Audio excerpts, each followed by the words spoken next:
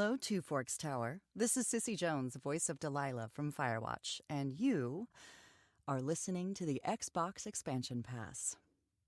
Also, you didn't really name the turtle Shelly, did you?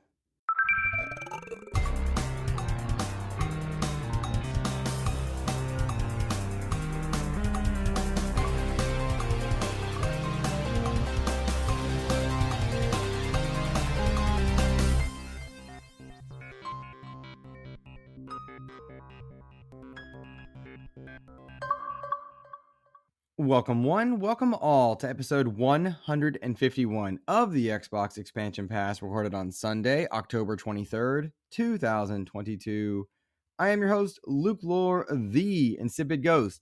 In this episode, we welcome the legendary Victor Lucas to the show to chat about this week's gaming news, including the Silent Hill and Resident Evil showcases, which gave horror fans plenty of cause for celebration. Meanwhile, the releases of Gotham Knights, A Plague Tale Requiem, and Modern Warfare's campaign have us all lamenting our backlogs. Enjoy. Yet another week of gaming is upon us and behind us. Welcome to XEP, discussing all things in the Gamerverse as they pertain to the Xbox ecosystem. And as I want to do each and every week, I like to start the show by offering words of kindness to those who have made my gaming week better. And this week, the words of kindness are extended to my guest, who agreed on short notice, I might add, Mr. Victor Lucas. Victor, welcome to the show. Well, thank you, and thank you for the words of kindness. And I have to start with an apology that you asked me to come on earlier, and I didn't reply, and I feel terrible that I didn't reply because this is a real honor. And thank you for having me here today, my friend. I'm ecstatic to have you. You came highly requested. So many people had reached out. A lot of Adam Leonard, John Wall, the guys at the Mega Dads, they're big fans, and I've been following Electric Playground for some time. I didn't grow up with Electric Playground. They introduced me later on, which has been, it's been really cool to watch, because I kind of came in during the renaissance of your career, kind of the YouTube era. That's right. Exactly. Yeah, we've had to pivot quite a few times over the years. It's and it's interesting because I never know if people know what I do or who I am or what I've been doing or how. There's just so many different connection points now. Especially even when we were on television, we had all of these different stations and networks and just different ways to serve up our material along the way. And it's a trip. And, I just did some work with Nintendo of Canada. They asked me to kind of represent, I guess, a gaming dad kind of voice, and I've partnered with Nintendo for many years in different capacities. They've been a longtime sponsor of Electric Playground in a variety of different ways, but it's a real honor to be asked. But one weird thing that we have just done is shot a spot where we're talking to gamers that's airing before the movie screenings in Canada right now on Cineplex and Landmark screens. And so people are probably seeing me before Black Adam and going, hey, I remember that guy from whatever, and it is weird. That's got to be kind of cool, disconcerting, exciting, because you have reinvented yourself several times from the television era through to now. Yep. Sum all that up into one lesson. What have you learned from adjusting and truly staying alive in a medium that is pretty unforgiving? Well, I think the secret, and I learned it actually in the 90s. I used to be a subscriber to Wired Magazine, and Wired Magazine, the bread and butter, remember magazines? But their bread and butter was prognosticating and sort of giving us an idea of what the future was going to have in store for us in media consumption. And they really believed in the idea that video on the internet was going to be a huge thing, and sort of cross-media pollination was going to be a huge thing. So even as we were launching the TV show in 1997, we'd already done a couple of years as a website and had built up we're one of the longest running websites in the world in this gaming space, but we'd built up a really nice relationship with the, numerous studios across the video game industry. We had been to the first E3 in 1995 and back again in 1996. And so we were really, kind of like this test case to launch a TV show website combo and put that out into the world. So people were already getting our content on the web. We even had video on the web back in 1995, if you can believe it. There were huge files for, modems back in the day for people to download. But right from the beginning, I was acutely aware that the only way to survive in media was to be in as many places as media allowed. And I think what television has really failed at is adapting to the new consumption model that people have. They basically opened the door for Netflix and lots of other streaming providers and YouTube and Twitch to reverse engineer how TV is made and find a new way to serve the audience that was building on the internet. And TV kind of circled its wagons. A lot of broadcasters did. And, we saw that with Viacom, certainly had to deal with it with our partners at Rogers, and basically across the board. Everybody was dealing with 1980s and 1990s kind of thinking around internet video delivery and didn't really roll with it as people were descending on all of these services that were very inexpensive for getting any kind of content that they wanted to. And I wish that the partners that we had in television kind of rolled with us as we were pushing on them, but unfortunately they were kind of locked to lucrative licensing deals that had been in place for a long time, and this sort of established warhorse industry where they had to kind of bring people to their networks as opposed to bring their content to where the people were. And we were asking them to come with us and do things like, let us post our TV show on YouTube before it aired on television. But of course, they weren't quite ready for that. And so I think that's affected a lot of production companies, and I think that's affected a lot of broadcasters.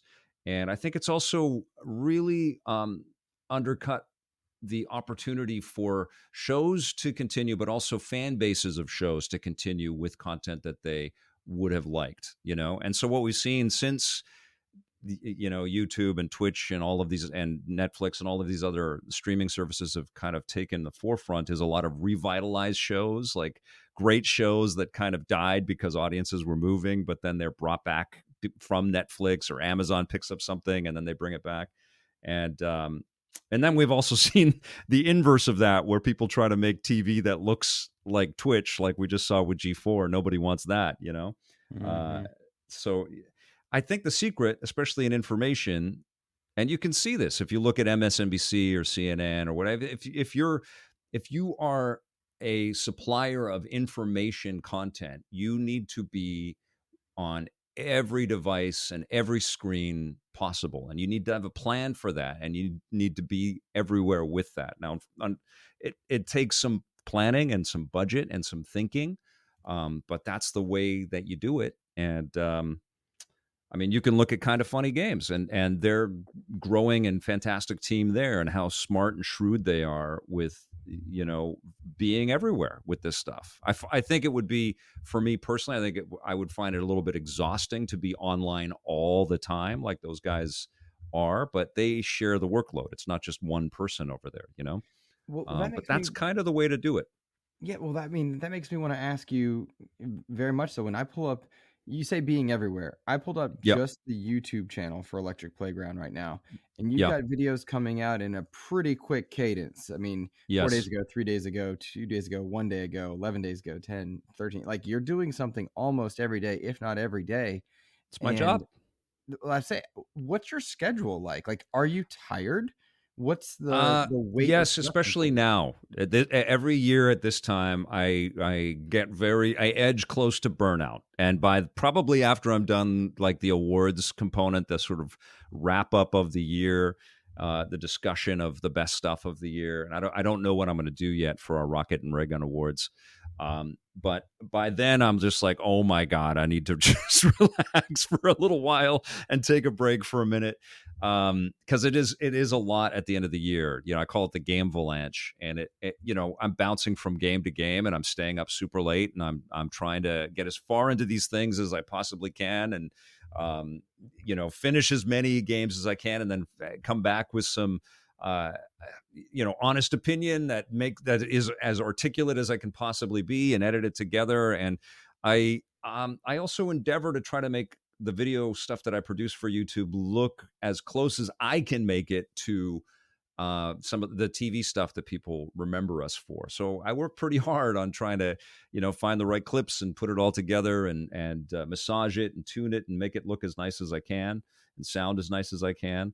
And all of that takes a long time. And the other thing that we're doing now is I'm getting into the short form video trend, like a lot of creators out there. So we launched a TikTok channel, and that's been received quite well. And been posting some clips and some shorter vids on Instagram and on YouTube Shorts.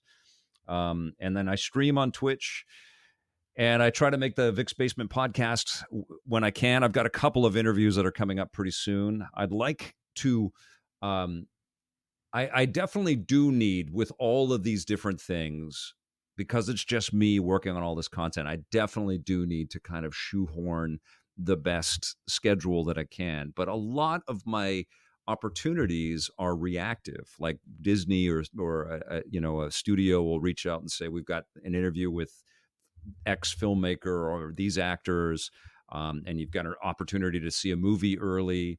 Do you want to do that? And it's like, yeah, of course, this is a fantastic opportunity. And I know our audience is digging the movie stuff as well as the video game stuff. And that happens for games as well. And sometimes people will, invite me to an event or something. And so I have to be flexible as well and kind of roll with these opportunities, and then do the best I can to, keep people informed and entertained. But I love it too. I wake up and this is the stuff that I'm digging into and reading about. And I feel honored that I get this opportunity and this platform to be able to talk about all this stuff. I want to get to the week's news, but I do have one small question that I don't mind asking you on the show. I've been debating YouTube Shorts as a way to just kind of quickly get content out that's not overproduced or whatnot. What do you think? Good move, bad move? Like, what's your suggestions and thoughts? I think short form videos are like, every platform is pushing them, whether it's YouTube or Facebook or Instagram or TikTok, every platform and Twitter. And so I think rather than be adverse to the idea of them, I think we are all watching them, whether we want to be or not, and I look at my own consumption. They're just being pushed at us. And there is something to be said when we have a preponderance, like this just massive deluge of choice out there to watch a bite-sized piece of information and jump into that content quickly that way. Marissa Roberto has just been blowing me away with her creativity and her choices and her stories and the way that she puts her video content together. I'm just so freaking impressed. And I think there's something to be said with that. I do think in my particular case, YouTube has been a bit frustrating. I feel like YouTube has and I've said this many times before, but they make so much money from negativity and from just kicking the balls type content out there, like idiocracy, kind of just dumb stuff.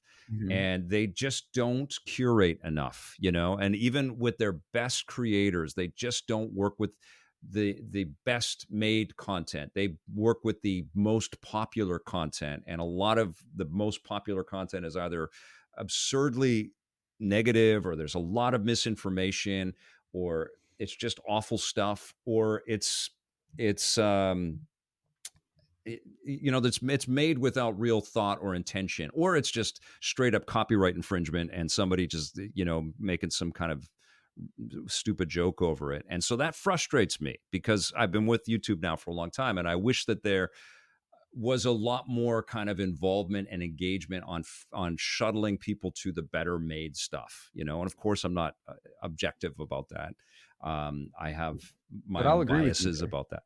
Yeah. And it's frustrating, especially when I just start a TikTok thing, over the last few weeks, and I've seen the numbers on the TikTok videos and nobody knows who I am on TikTok. And what's interesting is that there's a lot of viewers that grew up with our shows, haven't seen me in a while because they moved to TikTok. They're not on YouTube. They don't know what I'm doing on YouTube. And so I've had some videos kind of not blow up like crazy, but get into the thousands of views.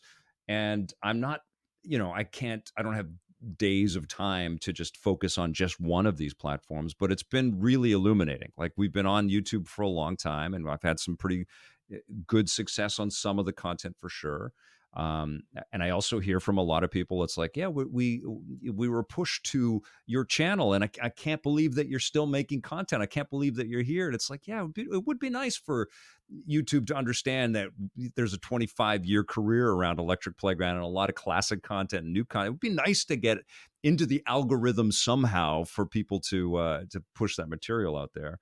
And I know that there's a lot of ways to game that system, and I wish I had the time to basically be a student of YouTube and figure out the ways to get people to watch it. But then if I'm spending all my time trying to figure that out, I'm not making content. So that's the weird sort of double-edged Balance. sword that I have. Yeah. So my suggestion to you and to any content creators out there is to make some short form stuff that basically works as this is the way I'm thinking about it. It works as a conduit to you and your longer form material. It's kind of like building little ads around your ethic, your work ethic, and your sensibility, And I think that's what people have been finding. I don't know what the pickup rate is. I just don't have time to like dig into the algorithm education, and I wish I did, because I know that if you do, you can become incredibly successful. But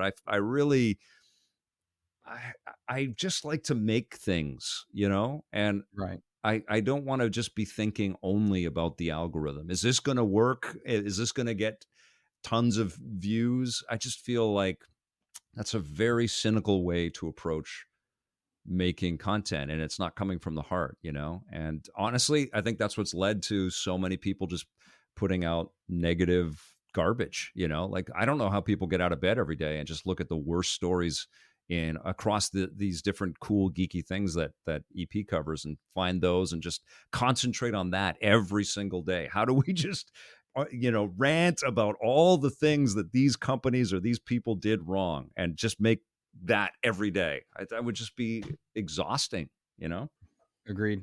And I often have Yeah. that similar thought about XEP, like as far as curation and letting people find content versus the people that are knuckle dragging and just, hurling insults at others. That's not this show, and it will never be. Yeah. Yeah. But by the same token, that's going to mean that views or listens take a hit, and that's just part of it that I try to make my peace with. But you're right. I agree with a lot of what you said there. But Yeah. Vic, I think it's time we talk about this week's news. We've got a lot of stuff happened this past week. Like, Yes. a whole lot. It's February part 2. That's how I'm thinking of this window of time. Well, what's crazy is that, because I review this stuff too, right? And so that takes hours and hours of time, but the news doesn't stop, like the amount of information that has been flooding the news wires and the news, the news from different game companies and different content makers out there has just been insane. And it's all happening at the same time. It's very, very crazy time. Well, this past week we had 2 different horror showcases, one by way of Silent Hill, one by way of Resident Evil. Yep. A lot of things announced in the Silent Hill Yeah. showcase, and specifically relevant to the Xbox community were a couple games and I suppose a movie announced in some ways. But the Silent Hill 2 remake is official, Victor. Yep. It's being made with the help of some of the original teams from Team Silent. The artist is back, the composer is back. Interestingly, though, this is going to be exclusive to PlayStation 5 for a year. Timed exclusives are not new in this gaming industry, and Bloober Team has done some exclusives for Xbox by way of Blair Witch and The Medium as well.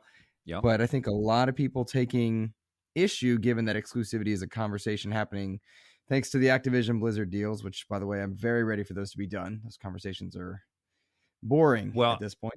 I think if that is done, and I think that I'm just predicting here, but I think if that does close, and of course there's the legal battle that's happening in Europe right now around this, and everybody's playing their cards pretty close to their vest, and there's a lot of negotiating and attempts to stall this. But if the Activision Blizzard deal does close, I think it will, with Microsoft, I think it's only a matter of time before Konami gets bought by PlayStation, and they're going to come out with Metal Gear, and they're going to go full hog on all of that stuff. I think there will be a big counter like that. And I'm I think this yeah. Silent Hill deal kind of speaks to that potential. I agree. I think Sony has a very good set of relationships with certain games and certain companies, Yep. and it just makes sense. And so while I understand that people were frustrated by this, I don't think it helps PlayStation's case as far as like, market value or and the need for exclusives damaging consumer bases. I don't think it helps their cause in that. No, no. I wasn't surprised to see Silent Hill 2 be exclusive for a year. I know a lot of fans are disappointed there because they've made the jump from one console manufacturer to another. But in this particular case, it feels like Silent Hill 2 is a good fit for the PlayStation community. Admittedly, though, I'm bummed. I like being Yeah. able to play more games. Do you not play on the PlayStation? Do you only play on Xbox? No, I do. I do play on my PlayStation, but I like to keep. I often think about my achievements or my trophies as legacies, like ways to Sure. remember what I've played. And so, Sure. for that reason, I like to stick with one ecosystem. But no, I do have a PlayStation 5. I adore so many of their exclusives. They are just incredible at top tier AAA titles, and like I couldn't be more excited for God of War Ragnarok and whatnot. The question now is, as a multi-platform holder, do I wait for a year for this to come to the ecosystem I prefer, or Yeah. do I jump in and play? And that's the question I think a lot of gamers are going to be facing as this comes out. Yeah, and it's a much bigger decision now too, isn't it? I mean, I come from an era like I had all the platforms in the 80s and 90s, like I would just get everything. I never pre EP, and then of course I covered everything, so we always had everything. And I've always thought that the best way previously was to just invest in the consoles and have them all, and then you've got your pick of all the best options and choices. But consoles are way more expensive now, and the business of exclusives has gotten way more competitive and nasty in a lot of ways.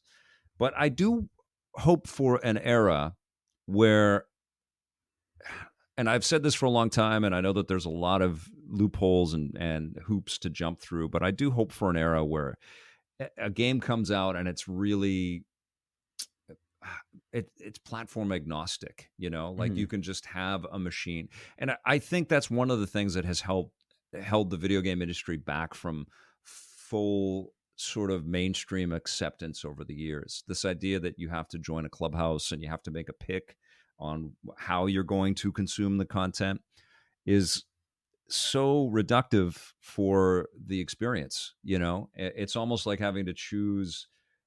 It's almost like the movie studios making exclusive releases for theaters, like it'll play on in this theater but it won't play in that theater, Right. or Blu-rays, Blu-ray players or Sure. 4K Blu-ray discs. And that just would have really affected the awareness of these mass properties in the movie industry. And I think that's exactly what's happened with games. It's all of this fighting that has happened, this console war mentality that has really kept a lot of people out. I know tons of people are in, and the video game industry makes a ton of money, but I don't know if console adoption it hasn't risen in the same leaps and bounds that people can just jump onto any computer and play Fortnite or download a mobile game that's free to play.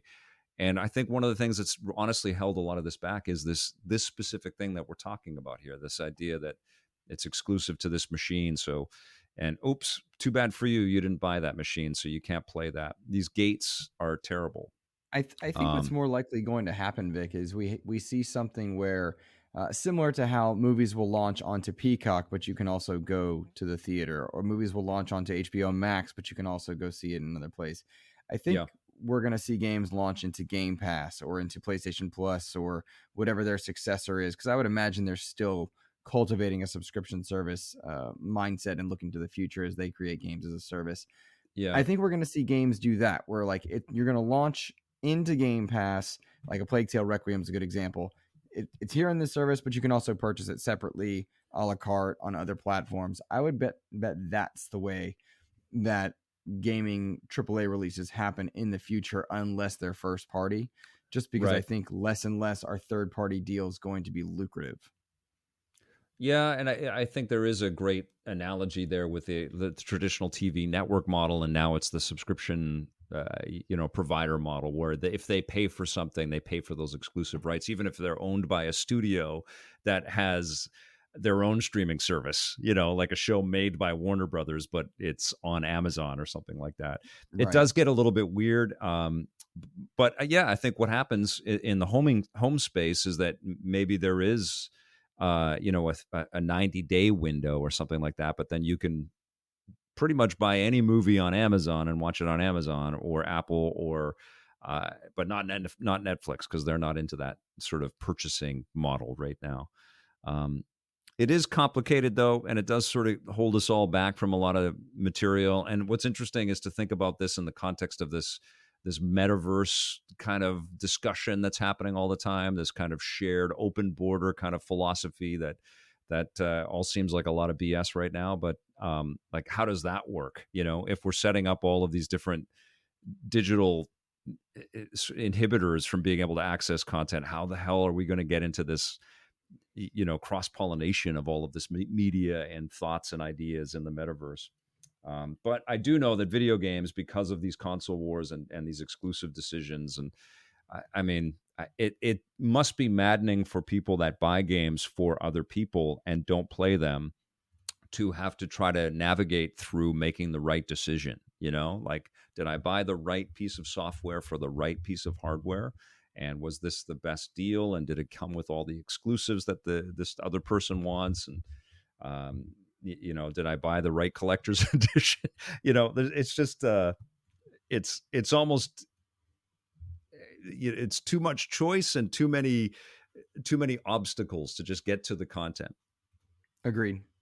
And I'm curious to know and watch how cloud gaming affects that or impacts that. Does the plastic Yeah. box falling away, which it's going to go away eventually, I'm sure, just as a much slower death than many might have predicted. But as that fades away and you can just log in, I'm curious to know how distribution changes for AAA titles, because it seems like that indies don't have this conversation surrounding them in nearly the same way. I think the most recent big indie that I can think of was like Death's Door. That very quickly made its way to other platforms. The double A's, like the medium, very quickly find their way to other titles. And so I'm curious to see if that changes anything. But you're right. Now we have a long way to go before we get there, though, and I think that this deal really illustrates that. And I do believe that it's the new console war. It's the exclusives war. But what I do see from Microsoft is a willingness to rapidly progress to a new way of thinking. And I think if Nintendo and Sony were open to Game Pass on their platforms, and there be some kind of revenue share with that, Microsoft would be all over it. They would love to have subscribers access Game Pass content on PlayStation. I think they would love to put Halo on PlayStation. I think they would, but I think that there is a reticence, maybe a little more so on PlayStation's part, to hold that off for as long as possible. And I don't know if that is ultimately going to serve the long-term health of the video game industry as we know it well. I think it served the history of the video game industry well, but I don't know about the future, because we are going to have a lot more streaming platforms, and we are going to have a lot more, subscription plans and services, and our phones are not going to stop becoming more and more advanced, and the software there is not going to stop becoming more and more compelling and competitive. And we are never going to sell as many consoles. We are never going to sell as many Xboxes or Nintendos or PlayStations as people have cell phones in their pockets, and devices that will connect them to game content. And I think the sooner that AAA game makers and publishers, find ways to reach as many people as possible at more affordable prices too, because that's another long conversation. But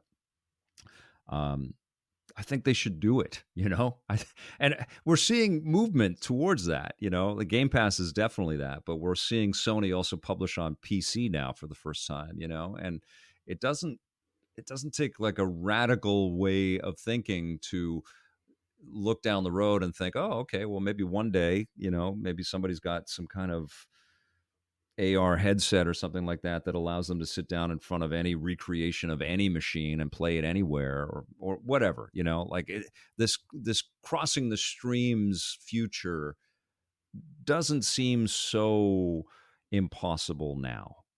Agreed. Yeah. I'm fully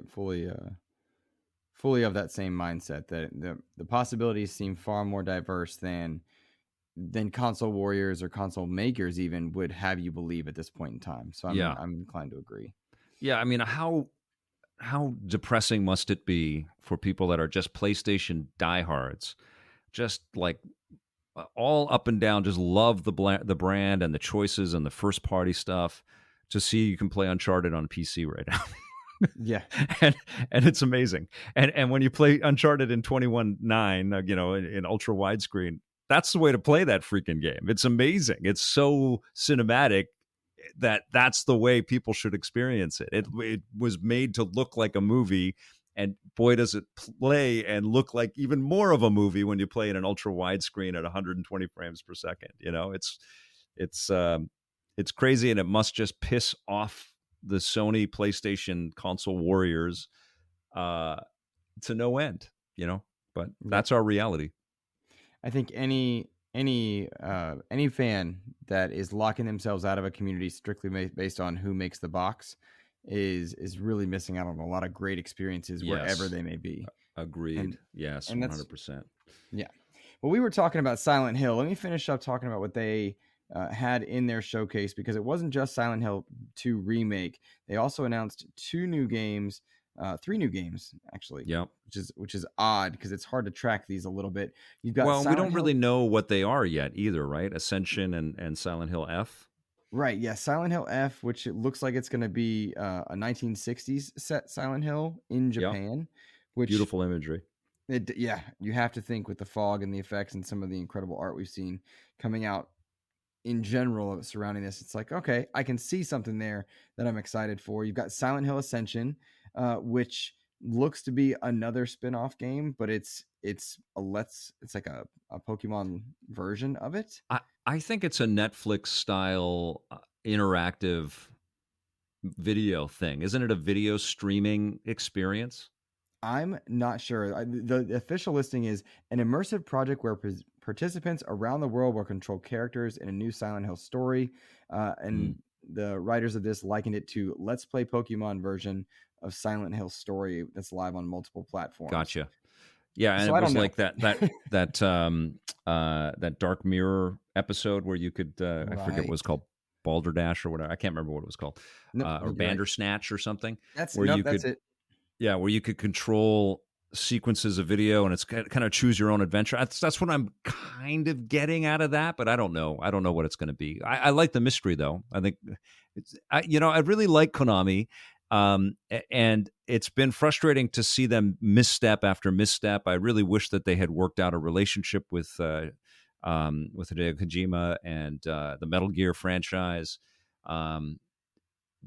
But it's a company that's invested in a bunch of different directions, so it's been nice to see them gravitate. Like the Teenage Mutant Ninja Turtles Cowabunga collection from them is just incredible, and even the Getsu Fumaren game that they brought out earlier this year, it wasn't incredible, it wasn't the best video game ever, but they went back deep into their catalog and they brought back something pretty cool. So it's been really cool to see them not forget their roots, because they are one of the treasures of this industry. They've got such an amazing catalog of cool video game experiences. So it's good to see them, pivot back towards us players, and hopefully we'll get some Metal Gear news soon.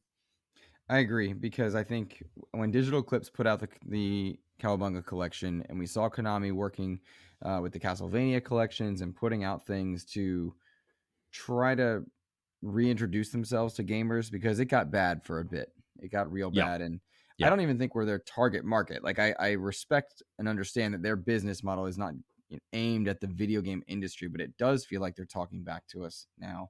And the other game is Silent Hill Townfall. That's coming from No Code Studios. They're being published by Annapurna. That's a pretty highly decorated publisher there. Yeah, they're awesome.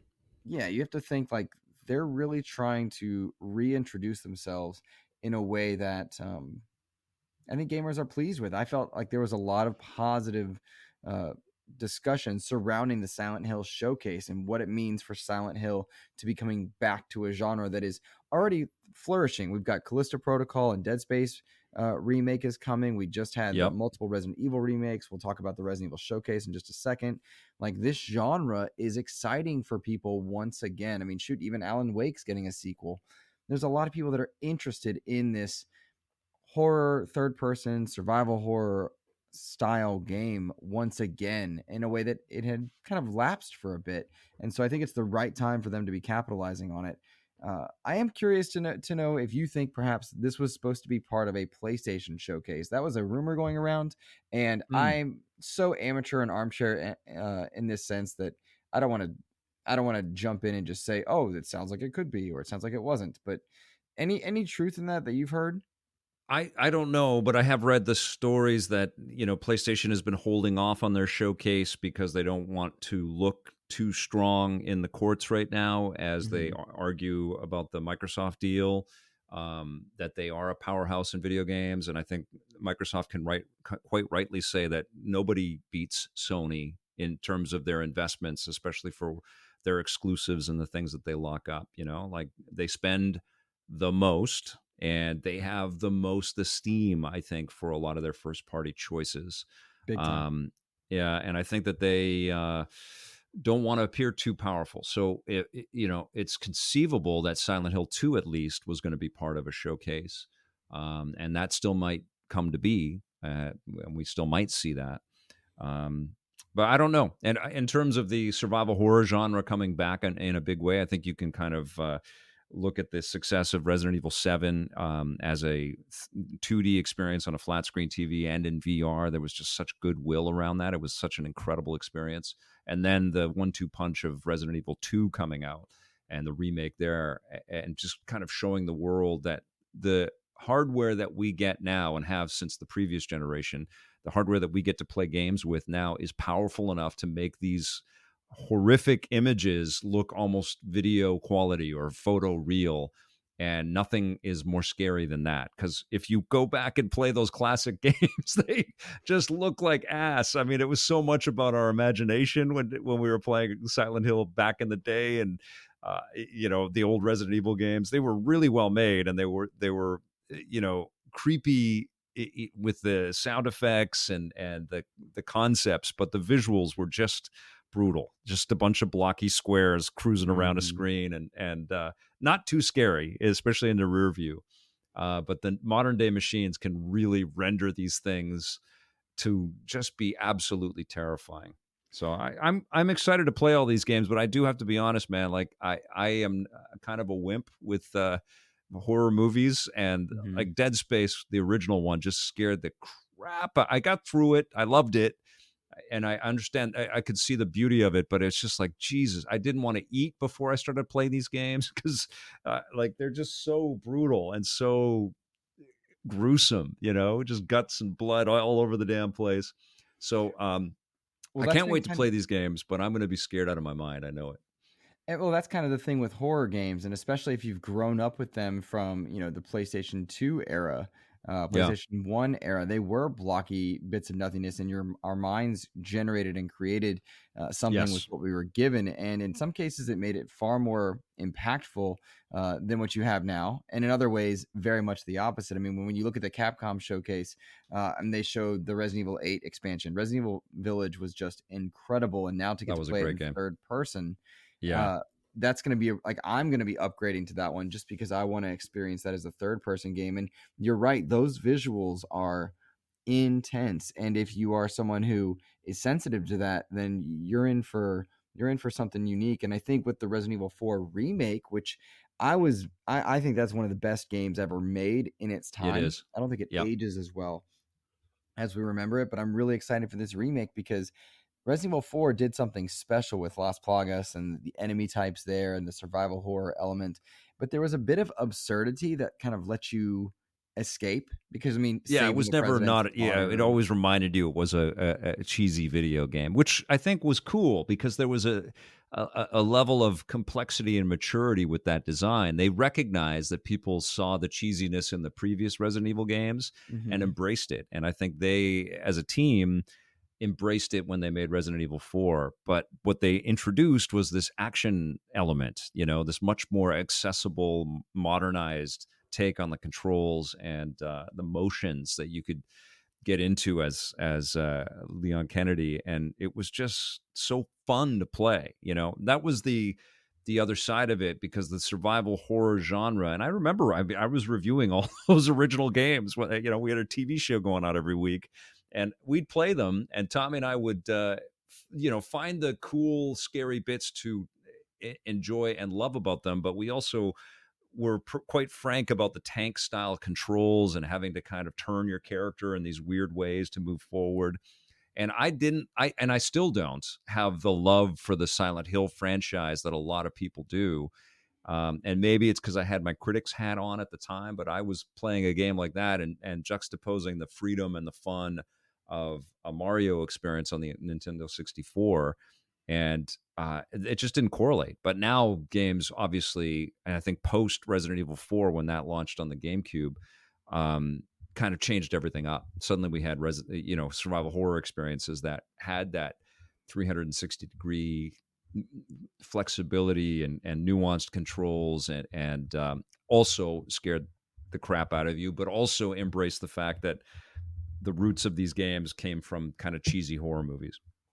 Very much so. Very much so. And I'm curious to see, because it looks like the tone of Resident Evil 4 is going to be ditching a bit of that B movie Yes. vibe from the Yep. original Resident Evil 4. And Which is fine. it is fine. I'm excited by that, I think, because the Resident Evils 2 and 3 remakes were so good. Yeah. But I'm curious to know if I will get uncomfortably scared at any point, because Resident Evil 7 was that for me. I got very scared. It was an incredible game, one of the best horror games ever made, if not the. Absolutely. And Village was exceptionally fun, but a bit more arcadey, I guess you would say. Yes, and the ending was just so obnoxious and crazy and fun. But yeah, Resident Evil 7 is a much scarier. Did you play that in VR, man? I did not. Victor, I have never put on a VR headset. I think that's the biggest challenge for VR. I think most people don't do it and don't want to do it, but I think these AAA name brand experiences like Star Wars Squadrons and Iron Man, they're incredibly important. But Resident Evil 7 in VR, and I know 8 is going to be a VR game too. Wow, transcendent, beautiful, and so terrifying. And it's almost not fair to play horror games in VR. You just feel like you're already cut off from the world, and then you're in this new reality. And it's so, like, I was swearing at the top of my lungs playing that. I streamed it, and I nearly pissed my pants. I was so freaking scared playing that game. And so I'm looking forward to playing 8 in VR. I played 4 on the Oculus or the Meta Quest. I hate that. The Quest 2.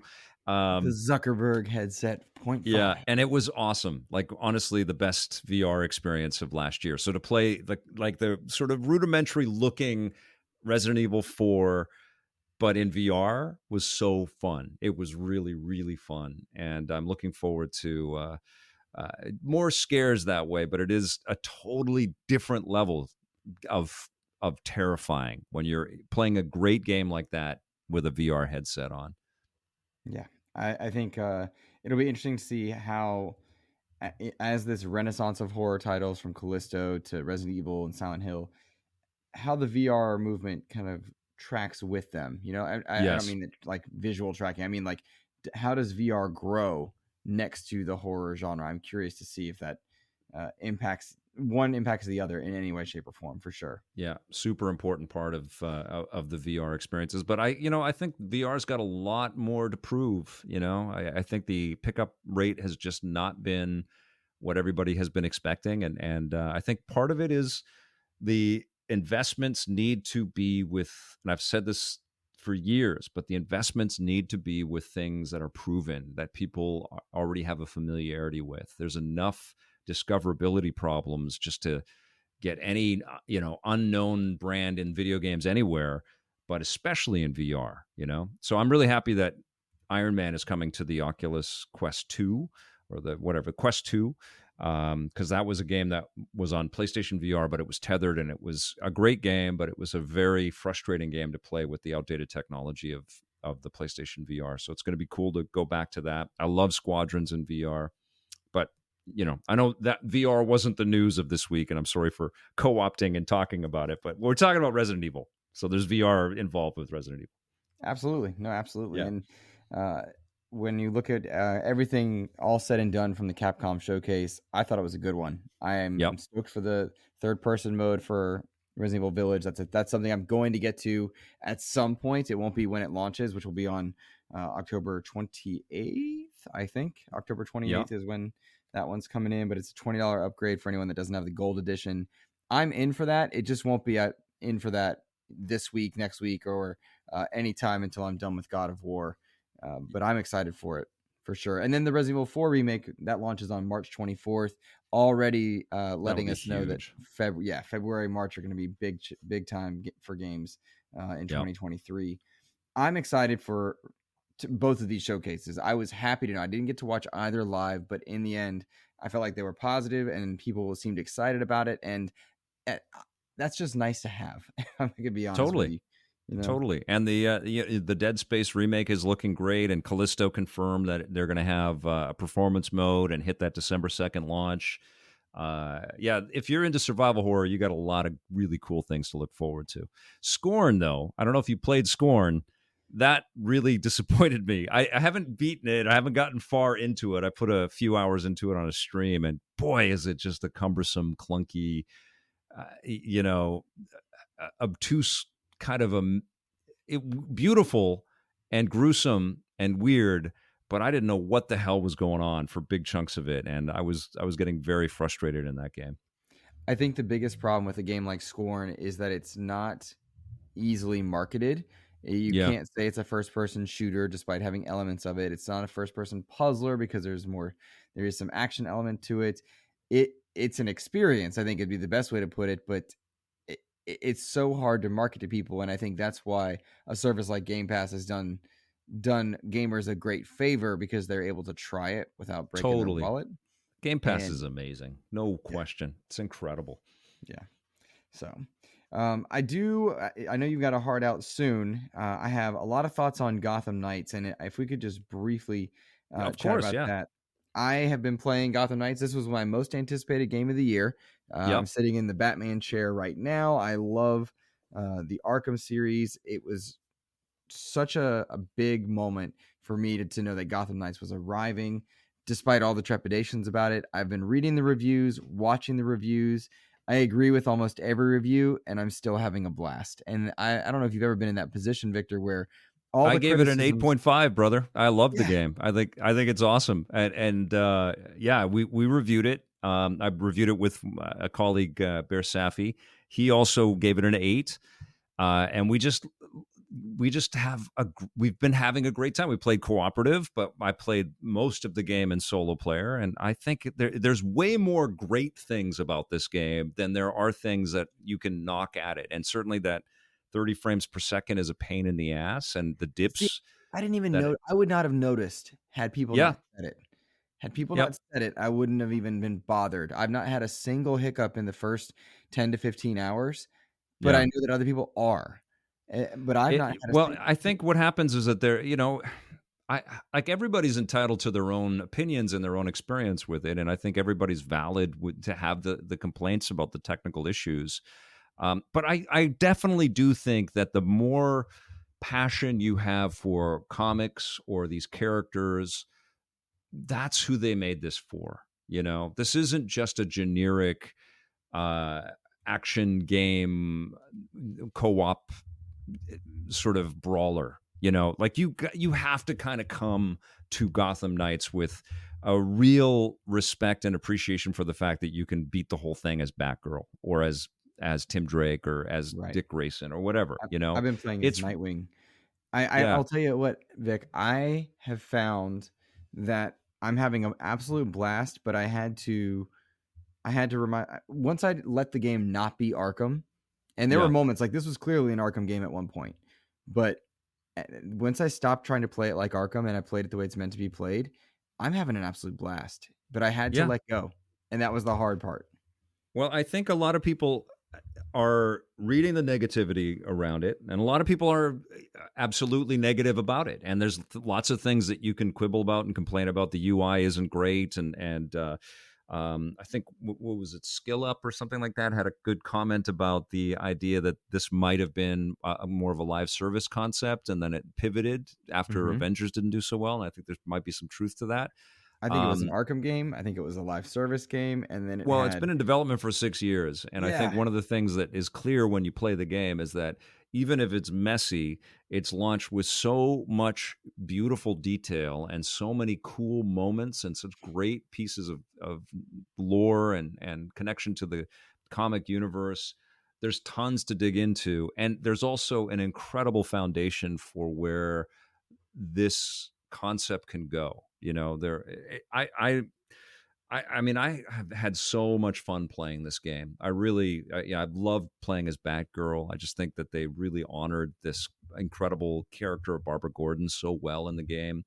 I love the optimism of Tim Drake as Robin. I like the disparity between the uh, attitudes of these different characters. And playing in co-op has been super super freaking fun. You know, I love the Arkham games. That's my favorite franchise in video games. And I was one of the only critics back in 2008 that said, when I looked at Arkham on the floor at E3, I said, that is our game of the year right there. That is going to be the best video game of our year.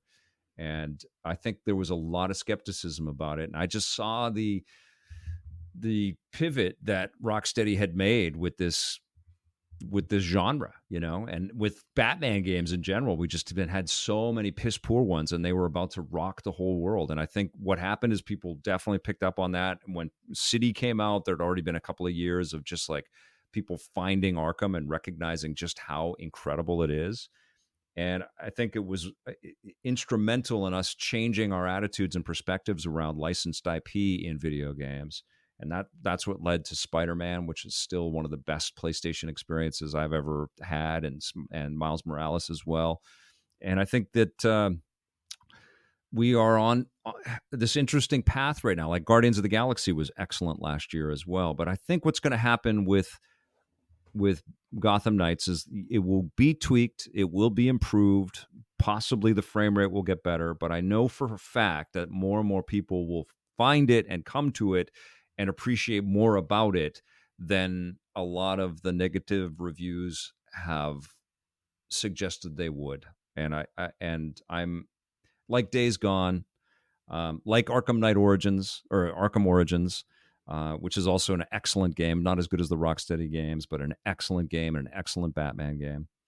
I suspect that that's going to happen. I might be wrong, and you know, I didn't have any game crashing instances when I beat the game. Um, I noticed some dips every once in a while, but they didn't take me out of the experience of playing the game. The boss fights are really freaking cool. There was one that I didn't love, but all the other ones, all of the other boss encounters were just so much fun. And the ending is, I don't want to spoil anything, but the ending is terrific in the game. And I want to go back and play it again as I beat it as Batgirl. I want to go back and beat it as Tim Drake's Robin, you know, and Nightwing is super cool too. I'm not a Jason Todd fan though. No. I have been playing as Nightwing. It's been a Nightwing game for me thus far, Awesome. and I'm going to be going back and playing through probably as Tim Drake on my second playthrough, just Wicked. because. But I can very much see this game, and a lot of people wrote in. I will have a full review on my side of things, guys, on next week's episode. But I want more time to really get into the nitty gritty. But I Cool. very much feel like this game is potentially a foundation. I'd be willing to bet you get an expansion or more content soon. Right on. Yeah. I feel like that's going to happen. I do feel like there's a performance thing that's going to be addressed at some point, but I'll tell any listener right now, in a week where Gotham Knights and A Plague Tale are both launching at 30 frames, there's a lot of fun to be had in both. And Yeah. limiting yourself because somebody said the frame rate was bad, hold out on that one, because I don't think it has to be a certain frame rate to be enjoyable, and I'm having an absolute blast. I just had to make sure that I wasn't holding it to be an Arkham game, because it doesn't want to be an Arkham game the Yeah. entire time. There are elements of it. I genuinely think, Vic, this was an Arkham game. I think it was an open world game like Avengers at one point, and they've pivoted a couple times. And when I see games that survive tumultuous releases, Halo Infinite being a tumultuous development, Halo Infinite being a good example, I'm happy. I'm happy for the team involved. I'm happy for the people involved. Me And too. as a Batman fan, I'm having a blast. I'm having an absolute Well, blast. I'm saving there, Gotham again. yeah, and there's an element of bravery here too, right? It's like to kind of go to the B tier characters and try to make them the protagonists and put all that marketing and effort around, educating an audience base out there that's not going to have that same familiarity. None of these characters have that same cachet as Batman does. And to put them on a platform for the first time. I mean, we haven't had a Robin game. We haven't had a Nightwing game. We haven't had a Batgirl game. They've been in other games for sure, but to put these characters up there like that and to spend all of that money and effort and time and try to layer in all of those very cool, comic details, it just feels incredible. Like I am the kid in me that has loved Batman and Robin forever is just overjoyed that these characters are getting their due and they're getting their time to shine like this. And I think more is coming and improvements and refinements are coming. But yeah, I thoroughly enjoyed playing Gotham Knights, and it's really fun in co-op. I don't know if you played any co-op yet, but it's really fun when you play with a friend. Not yet. It's been on my to-do list, but I often play games like this solo to do the story first. Yep. And again, I'm holding out on my full review for you guys, but I'm having fun. I do want to quickly mention, Vic, also for anyone that's interested, the early access for the Modern Warfare campaign is out there. I have started it. It's an absolute blast. That code was provided by Activision, just for context there. I've been playing that. I've been playing Ghostbusters, which is incredible. Really having a good time with Ghostbusters. Have you played that one, Victor? I'm going to be playing it tonight, and I'll be talking with CNN. I think tonight, and I'll be talking with CNN about that Ghostbusters game. But I'm very happy to hear that because I have it. It's installed, but I haven't played it. I haven't played any of the Call of Duty Modern Warfare 2 yet, but it's installed. I've been playing God of War, which I did a first 5 hours video that you can see on my channel, and also Mario plus Rabbids Sparks of Hope on the Switch, which I know isn't the purview of your podcast, but it's an incredible game. And I think not enough people are talking about how cool that game is. But yeah, what a time, man. We are inundated with so much fun entertainment right now. And coupled with that are all of these incredible shows, like the Lord of the Rings show and Andor and House of the Dragon and She-Hulk. God, I wasn't crazy about I didn't. I like the ending. I like the way that they just went to 11 on the ending. Mm-hmm. But I don't know. It wasn't the best out of the Marvel stuff for me. See, I didn't hate it, but it was okay. absolutely hated Miss Marvel, so I'm actually I really love enjoying Ms. Marvel. See, I think that's a lot of people is it's one or the other because their tone and scope are so different. Yeah. So I really could not enjoy Miss Marvel, and I tried to, and like it's very much like video games. And we had a question written in about somebody asking about, is there a game out there that people said was bad that you loved, and vice versa. I feel like with shows as well, like I can recognize that Miss Marvel was made with extreme talent and quality. Like the writing was top tier, acting was great, visuals were good, but it didn't connect with me in the slightest. I didn't enjoy it, but I could still respect all of those things. And I think for a lot of people it was flipped because I don't think the animation in She-Hulk is nearly as good. The CGI is not up to the same quality, but I think I enjoyed it more. Have you ever had those experiences? Do happen, I think, quite often for people. Oh yeah, man. Yeah, there's been lots of like I don't know what you call them, guilty pleasure type experiences with games for sure over the years. I'm a big sucker for comic book video games, like I was just thinking today about how amazing that Captain America First Avenger game was for Xbox 360 and how disappointing it is that we don't get the access to a lot of this content because of the licensing or whatever, like that's a game that should be playable on Xbox Series X and it should be incredible. It should be as like that game was so freaking good that I know that Chris Evans was inspired by the animation that Next Level put into it with their cap. And he used that as influence for where they went with Winter Soldier, because he was playing the game. He's voicing the game too, right? I didn't realize that. I have that. It's sitting on my shelf. I have an Xbox 360 and a shelf full of games that don't work on Xbox One. That's the only reason I have a 360. And I had sold mine. I went back and bought one. And on my shelf is Captain America, Star Trek Legacy, the 007 games, Wicked. like Avatar, like just the stuff that I don't, franchise stuff that doesn't make it Yeah. through Backcompat, Which sucks, man, because like we talked a lot about licensed stuff here with Gotham Knights and the Arkham stuff, and I did a whole series on our channel called the Side-Scrolling Superheroes, which was all about because Marvel's Spider-Man was just so inspirational for me, the PlayStation exclusive, and I just freaking loved it, and I wanted to dive back in because I'd had a nice collection of 16-bit stuff, but by the time and companies were even sending us that stuff when we had started back in the in middle 90s, but we were all focused on PlayStation and where Nintendo 64 was going to go. The show was, and we were as people working in the content. And so I got these games in, and some of them were the side-scrolling superhero kind of titles, but I'd never really dove into them. But then I played Spider-Man on PlayStation 4 and was just like, oh my God, there's just so much to mine here. And so I built a whole bunch of video content re-reviewing these classic games, these classic superhero games, and played Teenage Mutant Ninja Turtles,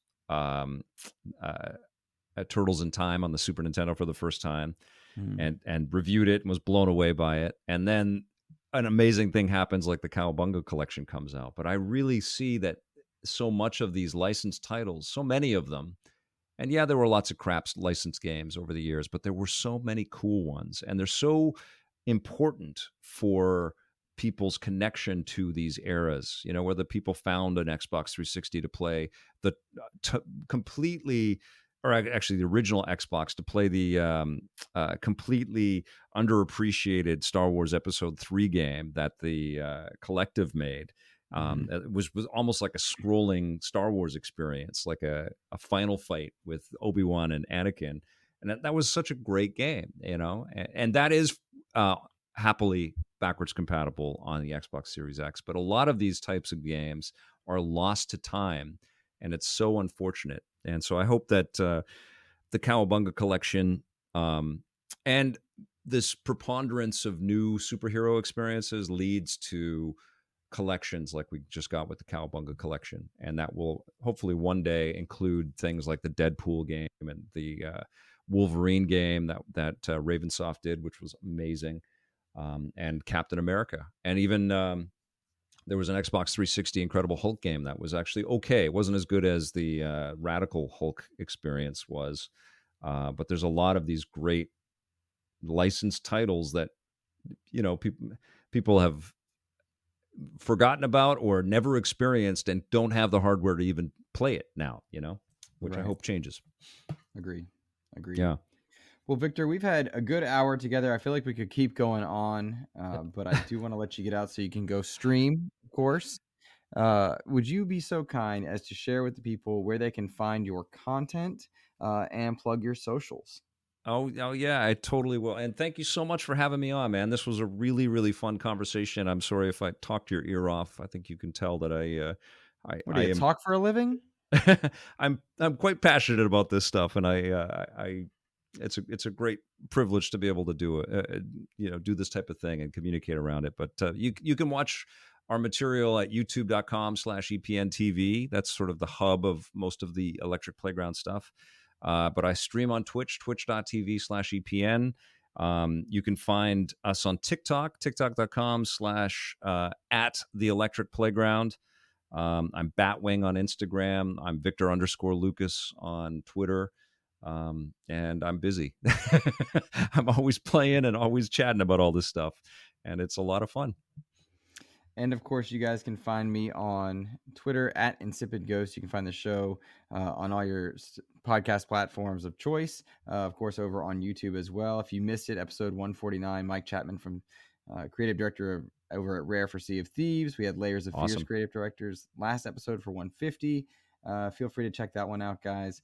Victor, once again, thank you for joining me for episode 151, man. Thank you, Luke. Thanks for inviting me, and I can't wait to come back and do this again.